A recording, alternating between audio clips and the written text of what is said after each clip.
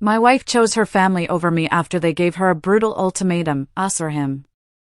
I refused to pay for their crypto scam, so I let her take her choice, and the way she turned on me still haunts me every day. The words hit me like a physical blow. I choose them. Sarah, my wife, looked me dead in the eye and picked her family over our marriage. Right there. In our living room. It wasn't just a choice, it was the final, brutal move in a game I didn't even know I was playing. The air was thick, suffocating. Her parents, Susan and David, her brother Daniel, and her sister Emily all watched, silent, like vultures. I just stood there, the reality slowly, chillingly, sinking in.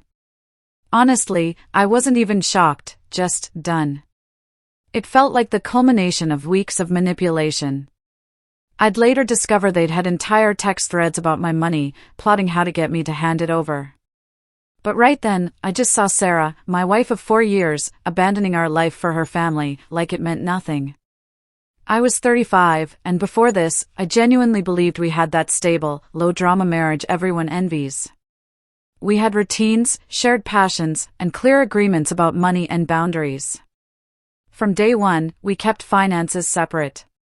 We both worked, came into the marriage with our own savings and debts. Before I met Sarah, I'd saved $85,000 through years of overtime, cheap rent, and discipline. That money was my foundation for a house down payment or a small business. Sarah knew about it, generally, and we'd agreed it was mine, premarital. For the first few years, it was a non-issue. We split rent based on income, covered bills easily, and if one of us was short, the other picked up the slack without drama. Things shifted when Daniel, Sarah's brother, discovered cryptocurrency. He got lucky on an early trade, turning a few thousand into about $15,000 during a bull run. Overnight, he went from bouncing between jobs to being the family's finance guru, sending articles he barely understood, talking like he'd unlocked some secret rich people wanted to hide. At first, it was just annoying background noise at family dinners. Then he announced his big idea, a family investment pool. Everyone would put in money, he'd manage it in crypto, and they'd all grow together. Susan and David bought in. Emily threw money in. A couple of cousins followed. Suddenly, this wasn't just Daniel's hobby, it was a family project. I said no immediately, but politely. I told him I didn't gamble with money I couldn't afford to lose, that I preferred boring, stable investments over chasing quick wins. He just brushed me off, kept pushing. What I didn't know was that Sarah had told them the exact amount I had saved. Not he has some savings, but he has $85,000. That number turned me from a family member with boundaries into a walking bag of cash they just hadn't convinced yet. The pressure started small. Jokes about me being afraid of success. Comments about real men taking risks. Little digs from Daniel and Emily about me being too cautious. I brushed it off, repeated my no, assuming Sarah would have my back, the way I always had hers. I was wrong. The night everything blew up, Sarah told me her family wanted to come over for an important talk. I figured it was family news, maybe a health issue or holiday plans. Instead, I walked into my own apartment and found Susan, David, Daniel, and Emily sitting in the living room. It was staged, like I'd walked into a meeting I hadn't agreed to attend. Daniel launched into a full presentation about how well the family pool was doing and how now was the perfect time for me to do the right thing and put in a big chunk so they could scale. I told him again I wasn't interested. My savings were for a house or a business, not for speculative gambling. He smirked and said something like, "Man, you really don't get it." But I kept my voice calm. Then Susan started crying, not just tearing up, full-blown sobs, about how real husbands share everything and I was keeping Sarah from her family's future. David jumped in, asking if I even trusted Sarah, asking if I saw myself as part of their family or just some outsider renting space in her life. The whole time, Sarah sat on the couch, silent, staring at the floor. Not once did she tell them to back off, or say, "Hey, this isn't okay." That hurt more than anything they said. I tried to stay steady. I explained one more time, my decision wasn't about trust or love. It was about risk, planning, and the simple fact that I wasn't comfortable putting my entire safety net into something I didn't believe in. Daniel called me a coward. Emily said I was holding Sarah back from a better life. Susan cried louder. David's face hardened. Then he turned to Sarah and said the line that detonated everything, make him choose us or him. The room went dead quiet. Sarah looked at me, then at them, then back at me. There were a few long seconds where I honestly thought she'd finally speak up for our marriage, or at least say this whole thing had gone too far. Instead, she took a slow breath and said, I choose them. Like it was the most natural thing in the world. No apology. No hesitation after that breath. No, I'm sorry. In her eyes, just a clear choice. The silence afterward was heavier than the argument. Her family looked almost surprised she'd actually said it out loud. I stood up, looked at her, and said, understood. That was it. No yelling, no big speech, just a line and a decision. They all started talking at once, trying to justify, to explain, to spin it.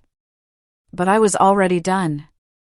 I walked to our bedroom, closed the door, sat on the edge of the bed, and let the shock settle just long enough to move past wanting to react and into wanting to act. Then I pulled out my phone and started looking up divorce attorneys. I found one with great reviews who offered after-hours consultations, sent a short email summarizing what had just happened, and got a reply 20 minutes later with a time slot that same night. While Sarah and her family were still in the living room talking in low voices, I climbed out the bedroom window easy, since we were on the first floor, got in my car, and drove to a coffee shop parking lot to talk to the attorney, Mr. Harrison, over the phone. I told him everything, the separate finances, the premarital savings, the coordinated pressure, the ultimatum, her choice. He listened, asked a few pointed questions, and then laid it out simply. Because we had no kids, separate finances, and a clear division of property, the divorce could be straightforward if I moved quickly and didn't waver. He emailed me a retainer agreement while we were on the call. I signed it on my phone right there in the car and told him to start whatever he needed to start first thing Monday morning. When I got back home later that night, her family was gone, and Sarah was asleep in bed, or at least pretending to be. I didn't wake her. I packed a bag with enough clothes for a week, grabbed my important documents from the safe, and left before sunrise to check into a cheap hotel. Monday morning, I met Mr. Harrison in person, signed the official paperwork, and by that evening, Sarah had been listed as the respondent in a divorce filing she didn't even know existed yet. Over the next 2 days, while she was at work, I hired movers to clear out everything that was clearly mine. My furniture, my electronics, my clothes, my personal items. We'd always kept most big purchases separate, so it wasn't hard to draw the line. I left her furniture, her decor, her kitchen stuff, anything that was hers or that we'd clearly bought for her. When the movers were done, the place looked like a stripped version of our life, and that felt fitting. On the kitchen counter, I left the apartment keys and a simple note with Mr. Harrison's contact information and one line that said, "As you chose, so shall it be." Then I walked out and didn't look back. I moved into a small studio apartment across town, updated my address, changed my banking info, and told HR at work that I was going through a divorce and didn't want personal calls or visitors getting through without my permission.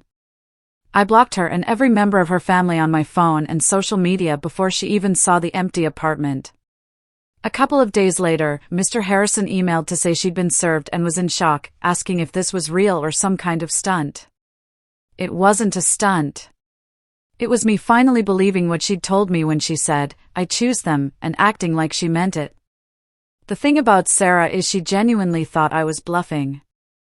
I didn't know that at first, but during the legal process, I saw messages where she told her family things like, "He'll cool off in a few days, and this is just his way of making a point." Like I was a teenager slamming doors instead of a grown man ending a marriage. That first night, she apparently called my phone over and over, not understanding that blocked means blocked. And when that didn't work, she started sending long texts I never saw. Her family was just as sure I'd come crawling back.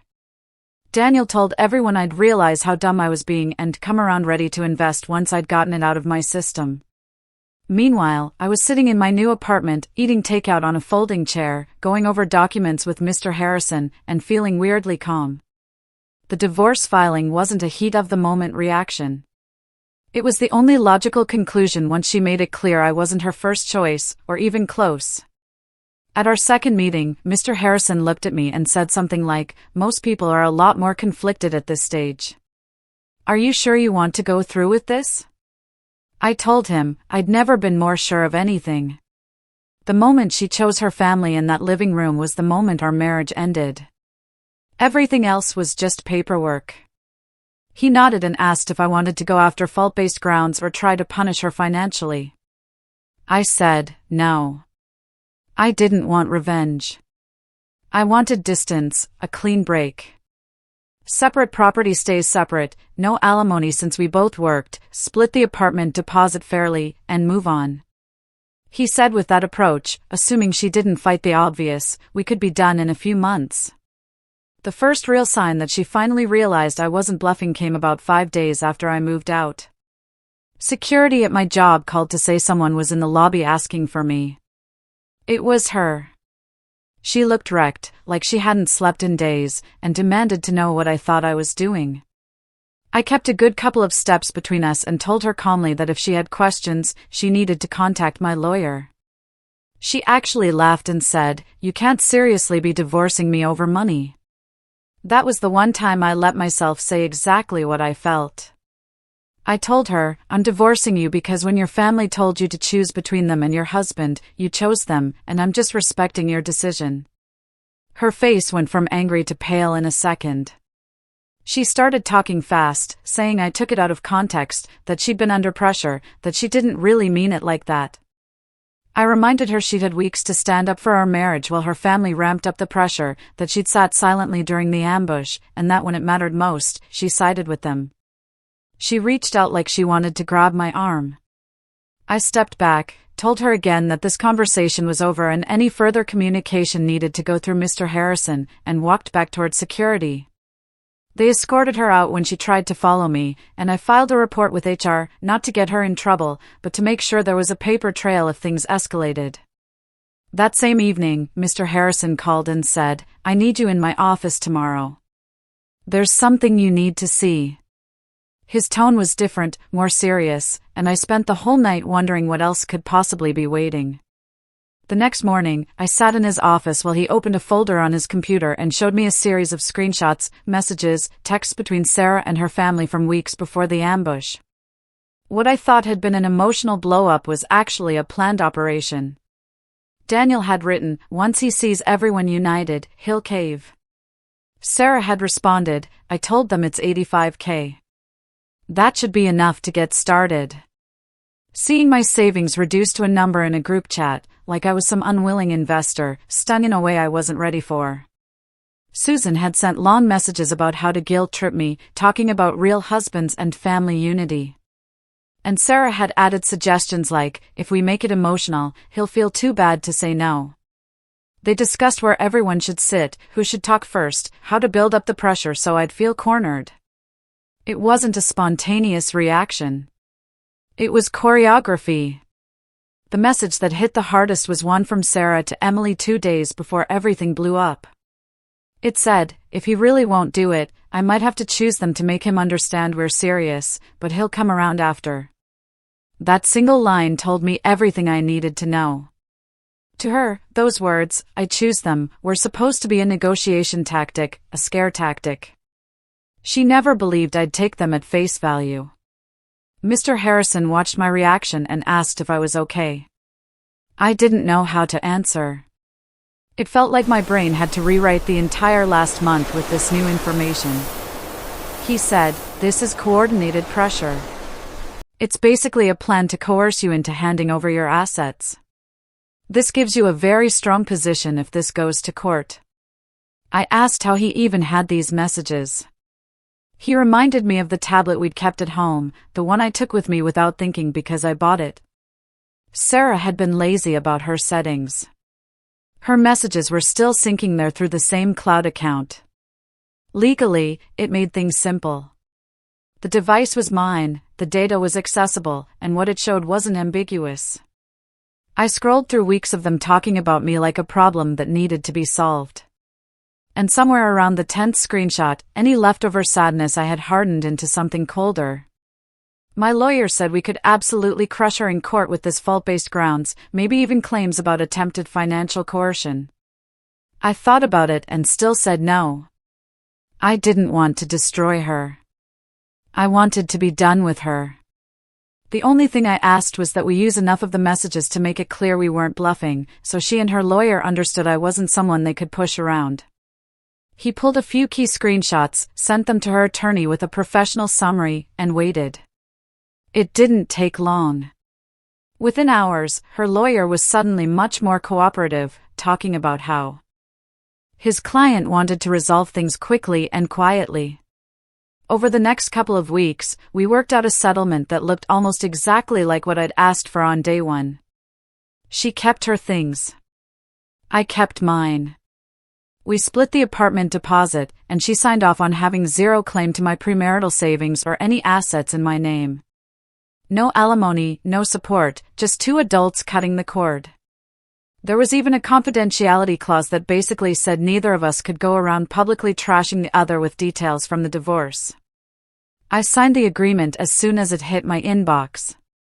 She sat on it for a few days, probably hoping I'd blink, then finally signed, too. After that, all that was left was the waiting period and the court date. I honestly thought that would be the moment her family backed off. They'd lost the money play. They'd lost control. What I underestimated was how badly some people take it when their manipulation doesn't work. Daniel started posting vague things on social media about people who choose money over family and fake husbands. Susan called my mom, Laura, crying about how I'd abandoned my poor Sarah over a small disagreement about investments. My dad, Robert, called me and asked what was going on. I gave him the short version. Her family tried to pressure me into dumping my savings into Daniel's crypto scheme. She chose them over me. I filed for divorce. He was quiet for a second and said, "Good. You don't need people like that in your life." That was the affirmation I didn't know I needed. But the family didn't stop. I started getting emails from throwaway accounts calling me selfish, saying I'd regret this, saying, "Real men take care of family." I got a LinkedIn message from someone using a fake name, but repeating phrases I'd heard Daniel use. I even got a letter at my new address that was nothing but guilt and insults. I forwarded everything to Mr. Harrison and kept blocking, staying completely silent. Eventually, the harassment turned into something more direct, and that's when things stopped being just annoying and started being dangerous. My lawyer called one morning with a tone that put me on edge immediately. He said security at my office had reported that David, Sarah's father, had been sitting in his car in the parking lot for a couple of hours, waiting for me to show up. When I arrived, apparently, he got out and tried to approach my car before I even stepped out. I hadn't noticed because I'd been focused on my phone, but security did. They told him he needed to leave. He argued. They called the police. Nothing violent happened, but it was enough. Mr. Harrison used that incident combined with the messages and unwanted contact to get a restraining order. Within a couple of days, there was a court order saying Sarah's family had to stay away from me, my home, and my workplace. I thought that would finally scare them into stopping. Instead, they shifted to petty tactics. A noise complaint got filed about my apartment, even though my neighbors knew I was quiet. My bank locked my account temporarily after multiple failed login attempts from unknown locations. My employer got a random negative review online naming me specifically as unprofessional, which my boss brought up, then tossed aside when I explained what was happening. None of it ruined my life, but all of it was clearly meant to rattle me. To remind me they weren't happy I'd walked away without giving them what they wanted. Every time something new happened, I sent it to Mr. Harrison. He documented everything and had another talk with their side, making it clear that if this continued, there'd be more legal consequences. Then the day of the final divorce hearing finally came. I won't pretend I wasn't nervous walking into that courthouse. I hadn't seen Sarah in person since the scene at my job. She was already there when I walked in, sitting with her lawyer, looking smaller somehow, tired, pale, eyes on the floor. She didn't look at me. I didn't try to get her attention. The hearing itself was almost anticlimactic. The judge looked through our agreement, asked a few standard questions to make sure we both understood what we were signing, and then asked, "Do you both agree this is fair, and you want this divorce finalized?" We both said yes. He signed the decree. Just like that, for years of marriage were over in under half an hour. Walking out of that building, I felt lighter than I had in months. The stress, the constant low-level anger, the second-guessing, it all lifted.